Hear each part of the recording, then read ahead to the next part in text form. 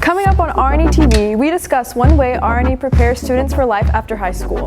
Plus, we recap some of RNE's Blood Drive for Hope 365, dive more into the COVID vaccine debate, and hear how one Columbia food truck brings authentic flavors to Soda City. Get ready, because RNE TV starts now.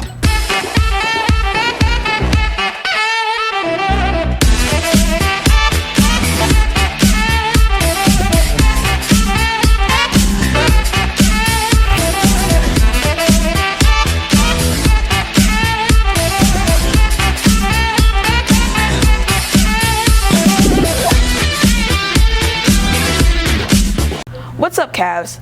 I'm LaDeja Williams, and today is December 7th, 2022.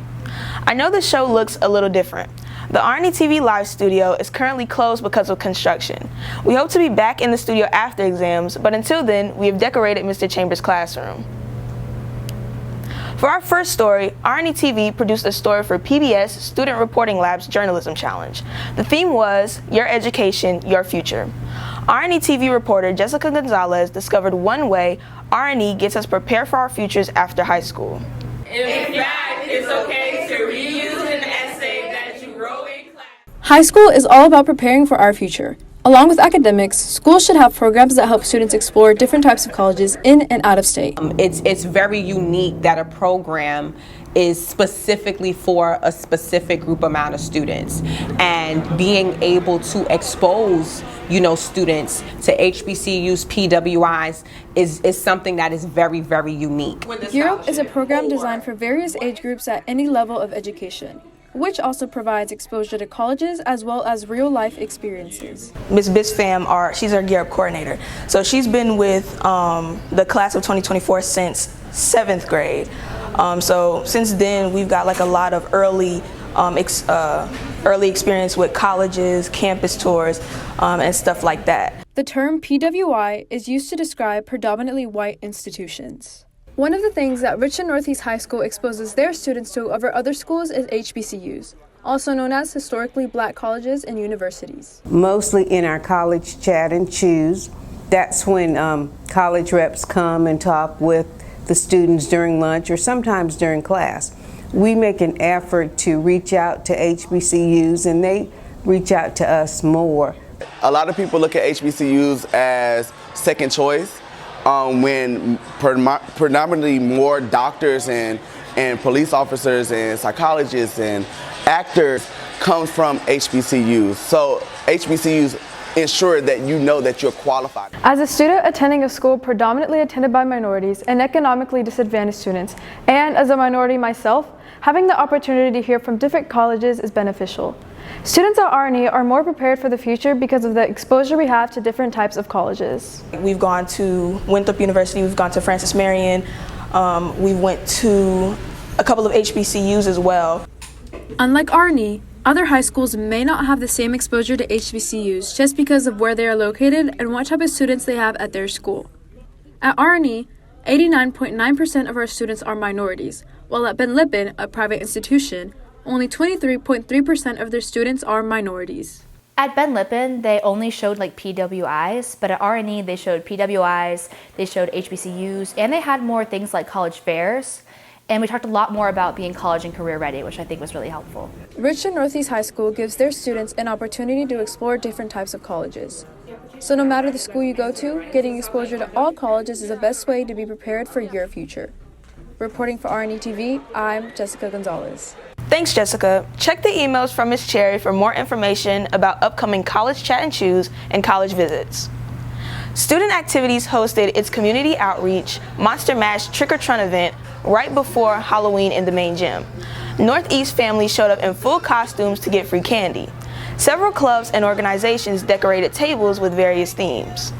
I think it went really well. The weather wasn't on our side, but we shifted and adjusted. We were going to be in the parking lot, we moved it to the gym, and we had a good turnout so far. It's a great community outreach activity. A good time, and to see all the little kids get candy and everybody helping out, it was just very fun. And then we got to dance on top of that, so it was just like a little cookout, but inside in the gym, Halloween edition. Everybody was here, the principal came, all the teachers were here, and even the students and then the little kids got to go around and get their candy. Everybody was happy and having fun. Hope 365 is RNE's holiday community service event. The Hope Assembly is next Friday. The blood drive is part of the Hope initiatives. RNE hosted the annual Red Cross Blood Drive on Thursday, October 27th in the Ox Gym. Almost 80 teachers and students signed up. RNE met its goal of 50 units in the first half of the day. The students find it as a good way to give back, and the staff find it as a good way to give back, and I definitely wanted to continue that tradition. Once we kind of got it rolling, the students took over and they planned it, recruited it, and worked the blood drive. So it really gives students a way to give back. I know it was kind of fun, you know, saving lives. I think it went really smoothly. The students really took a hold of their tasks and checked students in and made sure that they carried out all of their positions in the blood drive. It was really fun. I've never done this before. It's my first year, and we have like 3 more to do, so I'm really excited and I had fun. There are multiple ways to get involved with Hope. You can bring in canned goods and donate to Families Helping Families. Coming up after the break, we discuss the COVID vaccine and a food truck that hits Soda City every Saturday.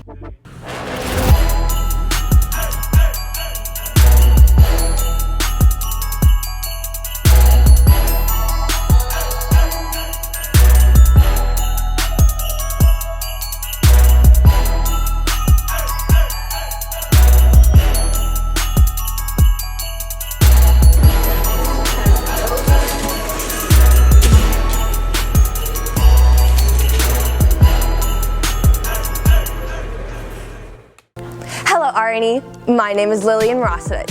One thing about me is that I love socks. Do you know how many people don't have clean socks to wear? There's a way to help them. There's a sock drive going on right now at our school. If you want to donate socks, bring unused black crew socks until December 9th. Let's get to 1,000 socks, everybody.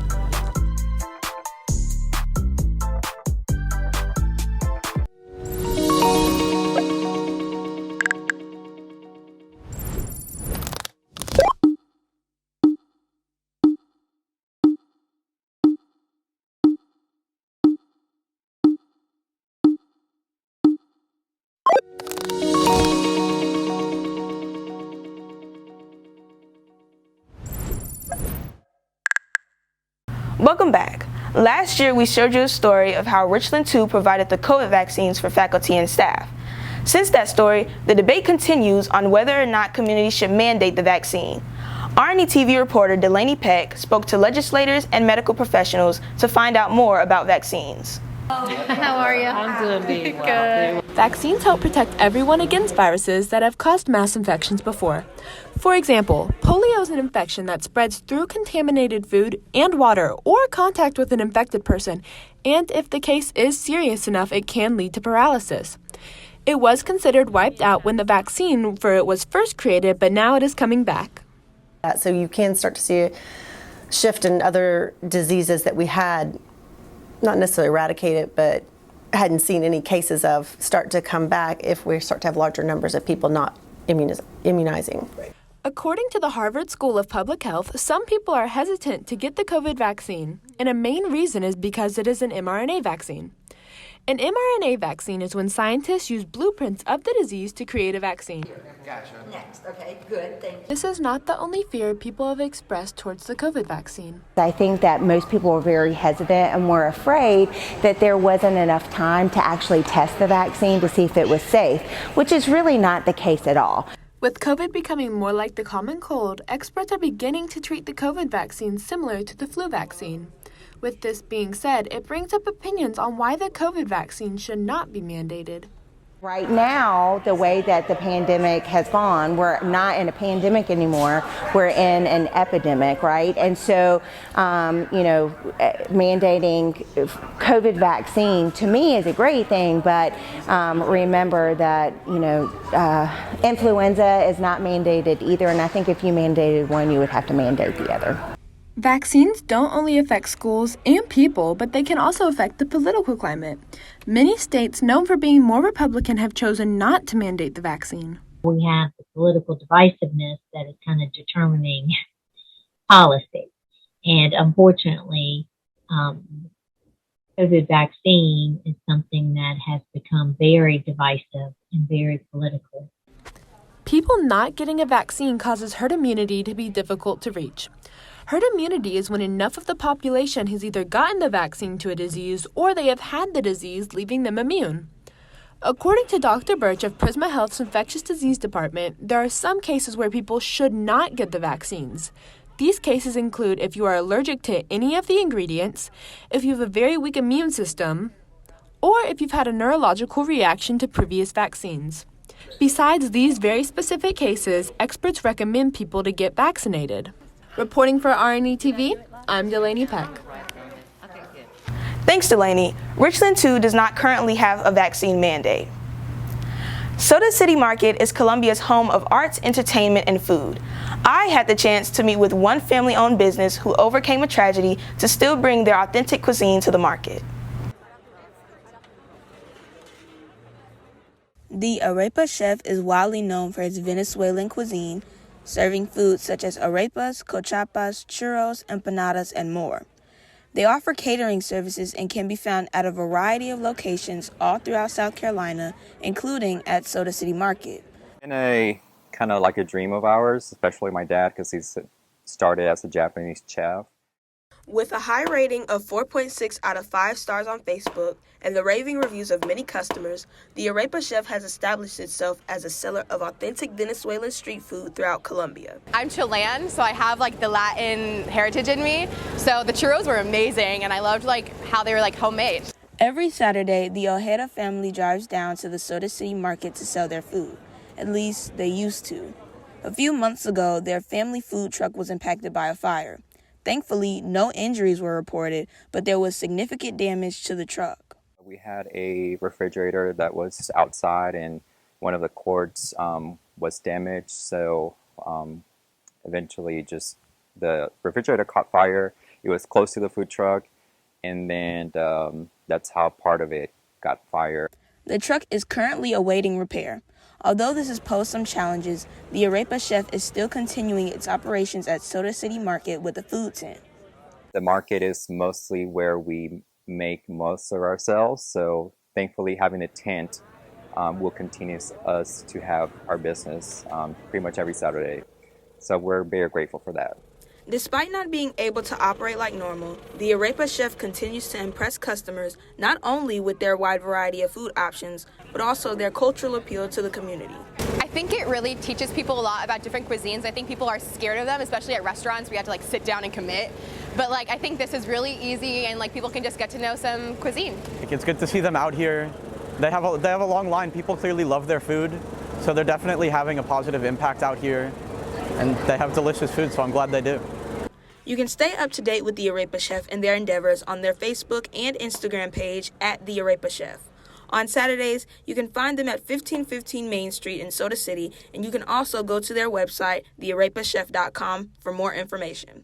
Reporting for RNE TV Live, I'm LaDeja Williams. You can go pick up your holiday gifts this weekend at Soda City Market. Well, that wraps up this month's show. We'll be back next month with more stories. Reporting for RNE TV Live, I am LaDeja Williams. Have a safe holiday season and a happy new year.